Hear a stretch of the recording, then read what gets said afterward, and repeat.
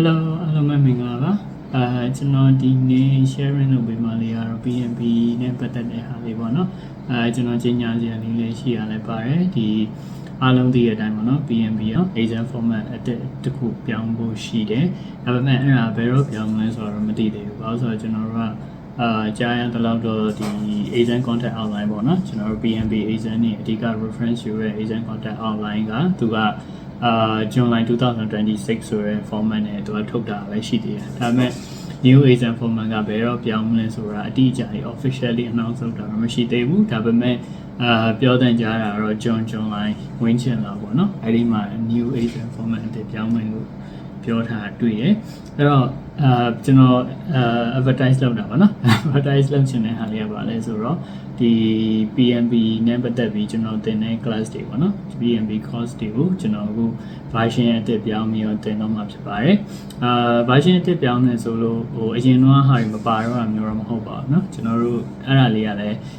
ကျွန်တော်ဒီ session မှာဖြည့်ခြင်းတဲ့အချက်လေးပေါ့เนาะ but anyway အခုလောလောဆယ်ကျွန်တော် advertise လုပ်ချင်တာတော့ဒါ course အသစ်လေးနဲ့ကျွန်တော်စပြီးသင်ပေးမယ်အဲ့တော့ဘာတွေပါမလဲဆိုရင်ဒီ course outline လေးကိုကြည့်ကြည့်ပေါ့เนาะအဲ့ဒီမှာကျွန်တော် module 1 introduction အားလုံးသိရတဲ့အတိုင်း just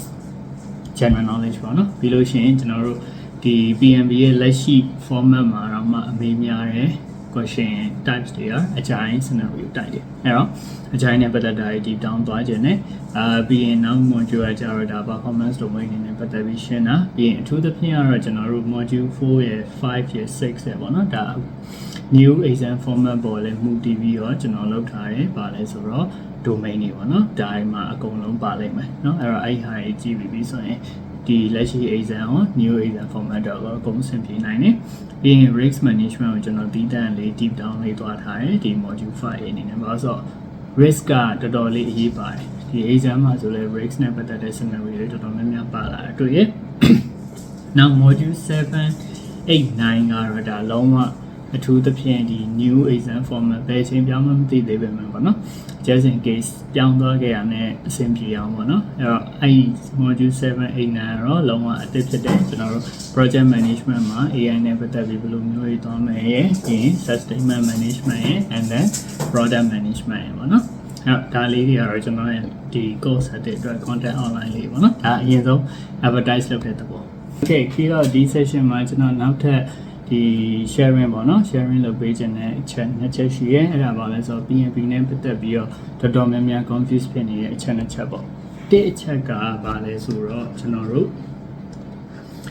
ဒီမှာပဲကျွန်တော်ရေးပြလိုက်မယ်နော်တစ်အချက်ကပါလဲဆိုတော့ PDU ဆိုတဲ့ဟာ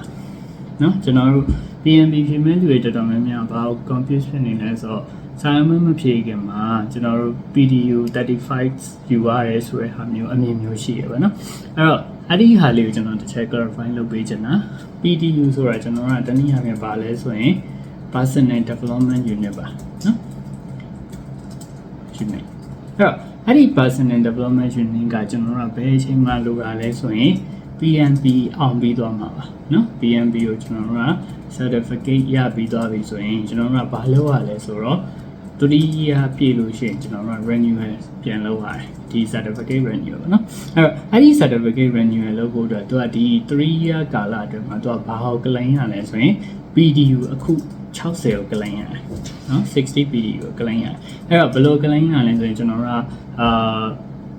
ဗီဒီယိုတွေကြည့်ရတော့စာတွေဖတ်တာတော့ဒီ project management နဲ့ပတ်သက်တာပေါ့နော်အဲ့လိုမျိုးတွေဖတ်ပြီးတော့ဒီကျွန်တော်တို့ပြန် claim ရတဲ့သဘောအဲ့တော့အဲ့ဒီ 60 PDU ပြည့်တော့မှကျွန်တော်တို့ကဒီ PMB certificate ကို3နှစ်ပြည့်အချိန်မှာ renewal လုပ်လို့ရတယ်နော်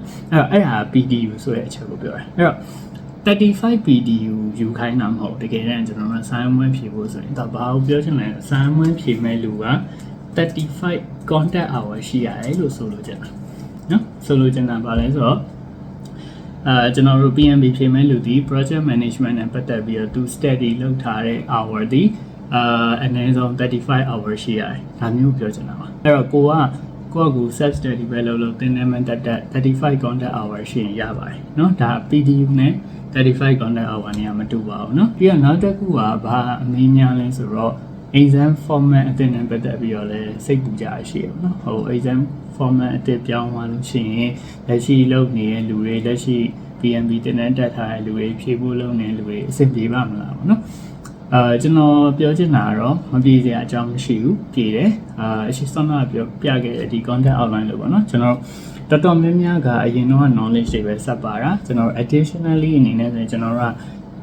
AI နဲ့ပတ်သက်တာတွေပါလာတယ်ပြီးရင် sustainment နဲ့ပတ်သက်တာတွေပါတယ်နောက် product အပိုင်းလေးပေါ့ product concept လေးပါတယ်နောက်ပြီးတော့သူကနည်းနည်း strategy alignment တို့ပါတော့ဒီလိုမျိုးလေးပါလာတယ်ဒါတွေကကျွန်တော်တို့ကရှင်းပြောရင် project တစ်ခုလုံးကိုအရင်တော့ကျတော့ delivery ပဲလောက်ပဲ insight ရှိပဲမယ်အခုကျတော့သူက end to end အလုံးဝမြင်အောင်ပြလိုက်တဲ့သဘောပဲเนาะအဲ့တော့အရင်တော့ study လုပ်ထားတဲ့လူတွေကလည်းဒီ new format ပြောင်းတဲ့အချိန်မှာအကောင်ဆုံးအစားအလဲဆုံးပြန်လေ့လာမှာဆိုတော့မဟုတ်ပါဘူးကျွန်တော်ရှိပြီးသား knowledge တွေကိုပဲadditionally တချို့ဟာလေးထပ်ထည့်လိုက်ထပ်ပေါင်းလိုက်ရပါတယ်เนาะဖြည့်လို့ရပါတယ်ဘာမှတိတ်ဆုံးကြမရှိပါဘူး okay အဲ့ဒါလေးကကျွန်တော်ဒီနေ့ပြောပြချင်တဲ့ချက်လေးပါအဲ့တော့ကျွန်တော်စီမှာ PNB တက်ချင်တယ်ဆိုလဲလာပြီးတော့ register လုပ်လို့ရပါပြီဆိုတော့ပြောသူပဲအခုကနေစပြီးတော့ဒီ course new version လေးပေါ့နော်ကျွန်တော်စာပြီးတင်ပါတော့မယ်